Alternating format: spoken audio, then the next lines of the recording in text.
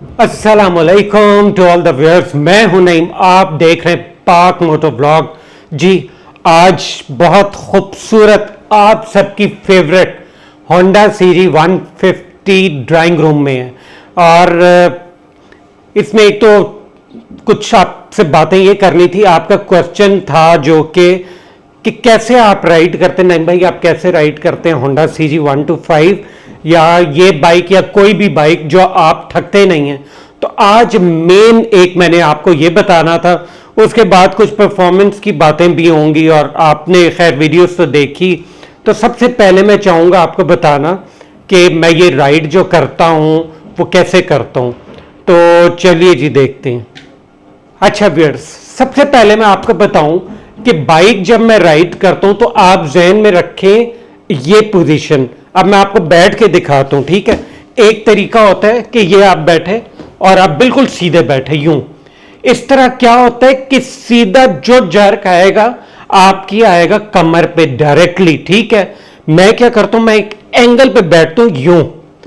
एक एंगल पे बैठे आप देखिए कि सारा वेट डिस्ट्रीब्यूट हो रहा है, मतलब आधा बाजू पे आ रहा है और आधा इस पे आ रहा है। वरना क्या होता है स्पोर्ट्स बाइक में होता है कि आप बिल्कुल यूं हुए होता है, आपकी पोजीशन सारा आपका वेट मतलब जो है रेस्ट पे आ रहा होता है, वो भी आप थकते। तो इसमें आपने बैलेंस रखना है, यूं कभी नहीं बैठ के चलाना, ठीक है।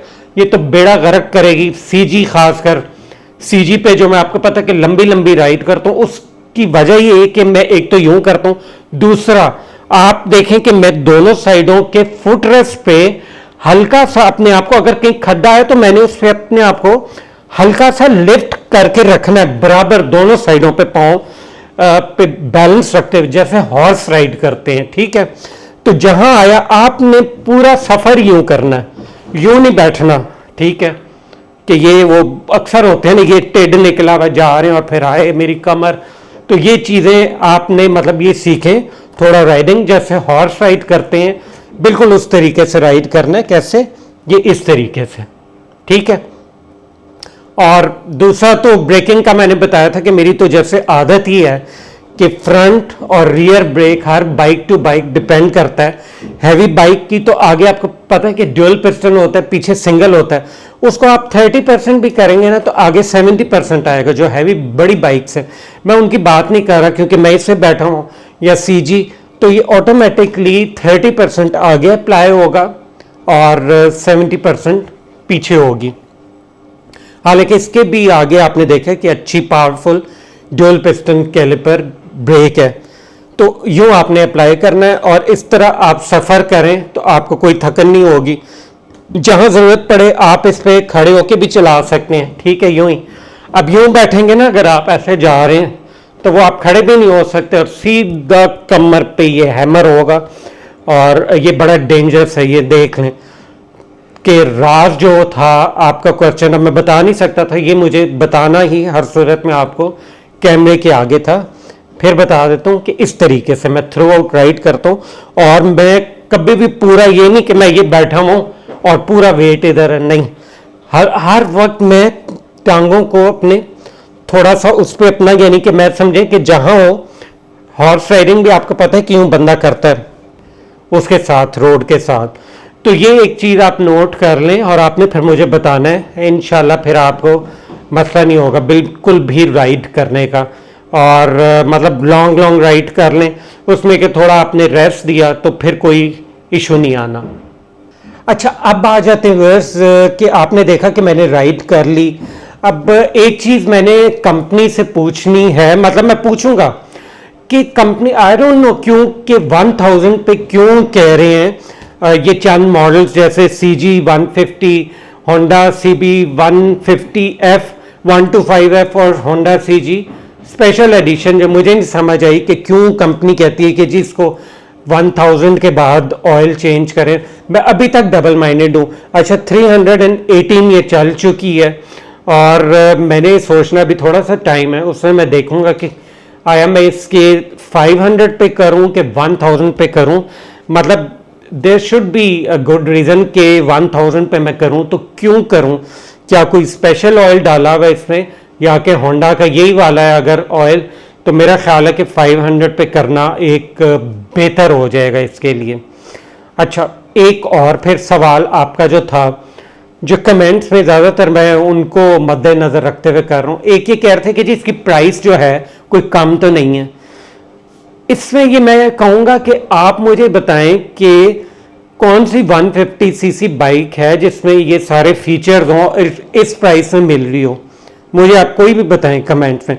सुजुकी को कंसिडर मैं नहीं कर रहा, सुजुकी को तो मैं जैसे होंडा का क्लासिक है ना, बिल्कुल वैसे है और सिर्फ सीसी ज़्यादा है। चले कंफर्ट या जब बाकी चीज़ें उससे बेहतर हैं, लेकिन वो उसी तरह रॉ से बिल्कुल, मतलब सिर्फ इंजन और कुछ नहीं है।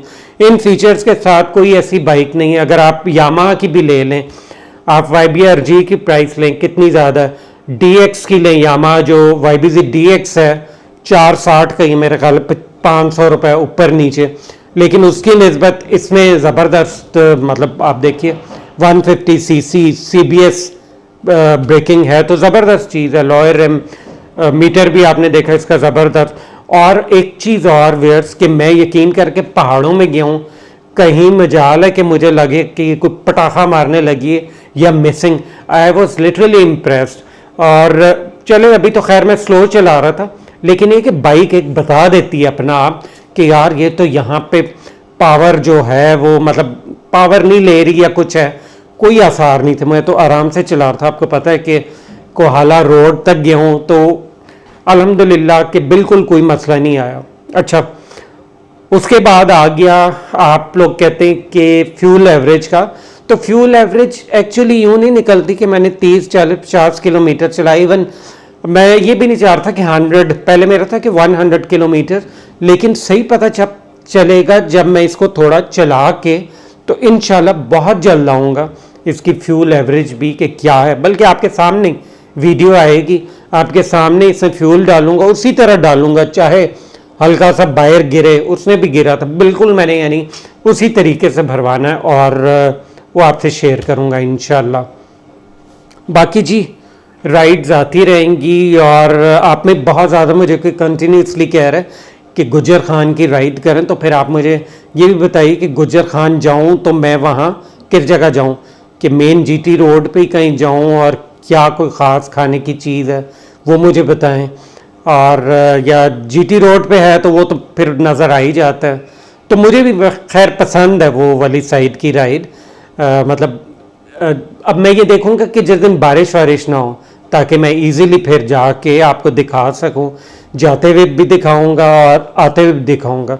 और मकसद यही होता है कि आपके सामने लंबी लंबी वीडियो में अगर कोई मसला आया तो डेफिनेटली मैं बताऊंगा आपको। मैं मतलब छुपाने नहीं लगा, और जो भी चीज़ होगी बताऊंगा। लेकिन अल्हम्दुलिल्लाह अभी तक ज़बरदस्त चल रही है, आपने देखा था वीडियो में साथ ही। तो व्यूअर्स, आज की कोई बहुत लंबी वीडियो नहीं मैं करने लगा था। मेन यही 2-3 चीज़ें थी जो मैंने आपको बतानी थी। और हाँ, एक चीज़ और, जो लाइट में आप कह रहे थे ना कि लाइट में ब्लैक आ रहा है, वो बॉर्डर सा आ रहा है। अच्छा, यकीन करें कि वो वीडियो में लगता है, आप चलाएंगे आपके माइंड में भी नहीं आएगा। आप ये देखिए कि किसी और ने पॉइंट आउट ही नहीं की। मेरे कैमरे की सेटिंग उन दिनों कुछ ऐसी थी, या एक्शन कैम पे इस तरह आता है कि आप जब चलाएंगे तो आपको कोई वो मिड में डार्क स्पॉट नहीं नज़र आएगा, हालांकि वो लो पे रखी हुई थी लाइट। और जी व्यूअर्स, आपका और भी कोई अगर क्वेश्चन है तो आप मुझे कमेंट्स में पूछ सकते हैं इससे रिलेटेड, क्योंकि आजकल इसकी वीडियोस चल रही हैं। और जी बहुत जल्द इंशाल्लाह मेरे जो फ्रेंड्स हैं उनकी भी, मैंने जैसे बताया था, आएंगी बाइक्स, वो भी साथ राइड करेंगे, तो उनसे ही पूछेंगे कि वो कैसा फील कर रहे हैं। तो व्यूअर्स, पाक मोटो व्लॉग को कर लें सब्सक्राइब, वीडियो को लाइक कर लें, शेयर कर लें अगर आप इसकी वीडियोस देखना चाहते हैं। और ज़ाहिर है मैंने ये ली है तो मैं इसी की वीडियोस डालूँगा। अब मुझे दीजिए इजाज़त, अल्लाह हाफ़िज़ और बाय बाय।